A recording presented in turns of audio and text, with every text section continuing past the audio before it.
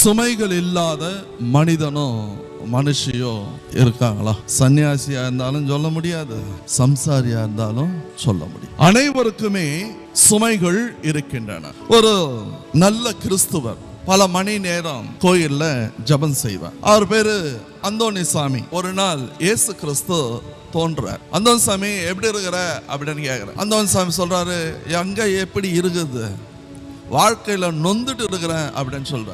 ஏன் இப்படி சொல்ற?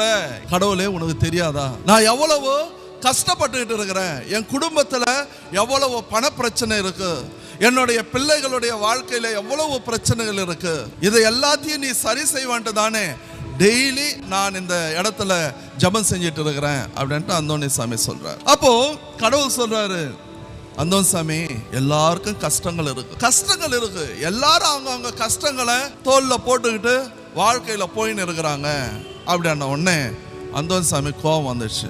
கடவுளே, உண்மையா உனக்கு கண் இல்லை அப்படின்னாரு. என் பக்கத்து வீட்டுக்காரனை பார்க்கறேன், அவன் ரொம்ப சந்தோஷமா இருக்கிறான். சாயந்தரம் ஆச்சுன்னா அவன் பொண்டாட்டி பிள்ளைங்க சிரிக்கிறத பார்க்குறப்போ என்ன ஜாலியா இருக்கிறாங்க. எதிர் வீட்டுக்காரனை பார்க்கறேன், அவன் மாடி வீடா கட்டிக்கிட்டு மேலே போயினே இருக்கிறான், நான் மட்டும்தான் கஷ்டப்படுறேன் அப்படின்ட்டு அந்தோணிசாமி சொன்னாராம்.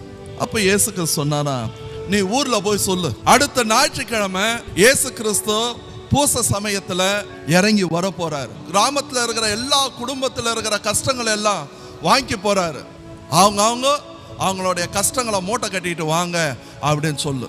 யாருடைய மூட்டை உன்னை விட சின்னதா இருக்கோ அதை நான் உனக்கு கொடுக்குறேன், நீ அதுங்களுக்கு மாத்திக்கலாம் அப்படின்னோடனே அந்தோணிசாமிக்கு ஒரே சந்தோஷமாயிடுச்சு.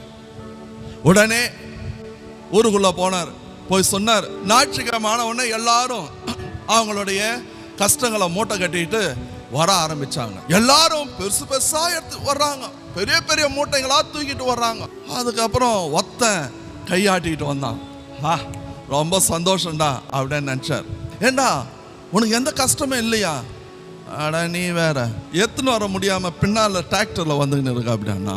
உள்ள வந்த பிறகு இயேசு கிறிஸ்து சொன்னபடி பீடத்துக்கு வந்தார். அந்தோணிசாமியை கூப்பிட்டார். எந்த மூட்டை உனக்கு தேவையோ அந்த மூட்டையை நீ எடுத்துக்கோ, உன் மூட்டையை அவங்களுக்கு கொடுத்துடு அப்படின்னு சொன்னார். அப்போ அந்தோணிசாமி, கடவுளே, என் மூட்டை எவ்வளவோ சின்னதா இருக்கு, இதையே நான் எடுத்துக்கிறேன் அப்படின்னு சொல்லிட்டு ஆலயத்தை விட்டு வெளியேறினார். அனைவருக்குமே சுமைகள் இருக்கின்றன. நம்முடைய சுமைகளை யாருக்கிட்டையும் நீங்க இறக்கி வைக்க தேவையில்லை. இறுதி ஆண்டவரிடத்தில் இறக்கி வையுங்கள், அவர் இருகரம் விரித்து உங்களை அரவணைப்பார், உங்களுக்கு சந்தோஷத்தை கொடுப்பார்.